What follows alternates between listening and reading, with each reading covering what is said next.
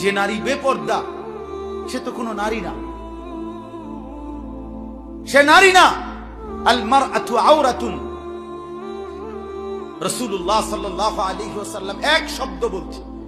নারী বলে কাকে? আওরাতুন।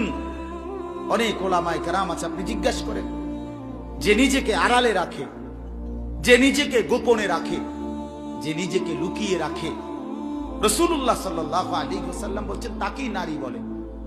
আল মারআতু আওরাতুন, আওরাত, আওরাত মানে আড়ালের বস্তু, গোপন বস্তু। হীরা মণি মুক্তা রাস্তায় ফেলে দেয় না, হীরা মণি মুক্তা আগলে রাখতে হয়, আপন করে রাখতে হয়, গোপন করে রাখতে হয়, মখমলের কাপড় দিয়া পেঁচাইয়া রাখতে হয়। নারী হীরামণি মুক্তা, নারী রাস্তার পাথর না,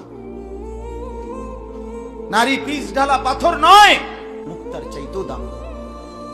অতএব বেপর্দা নারী আমার দৃষ্টিতে, এটা আমার ব্যক্তিগত কথা, বেপর্দা নারী এটা কোনো মহিলা না, নারী না, বেডিও না, বেডির জাতও না। এটা তো এটা কি? এটা প্লাস্টিক, প্লাস্টিক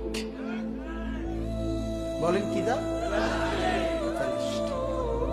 না দাইয়ুস না, দাইয়ুস হলো পুরুষ। আবার বুঝেন, মাশাআল্লাহ ভালো কথা বলছেন। হ্যাঁ, আরো লাইনে আসে। দাইয়ুস মহিলাকে বলেন, এটা একটা গুরুত্বপূর্ণ কথা, অনেকেই বোঝে না এটা।